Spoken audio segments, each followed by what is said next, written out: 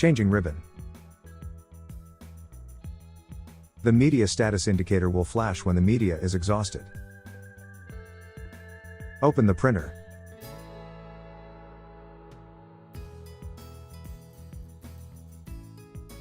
Remove the used ribbon from the take-up spindles.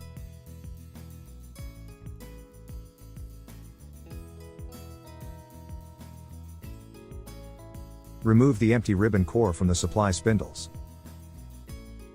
Remove the wrapper from the supply ribbon. Release the ribbon leader. Install the supply ribbon on the spindles. Install the empty ribbon core on the take-up spindles.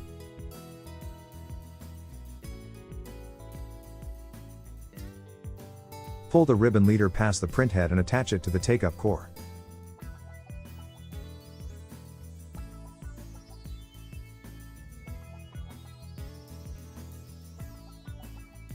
Wind the take-up spindle towards the rear of the printer until you see the black area of the ribbon.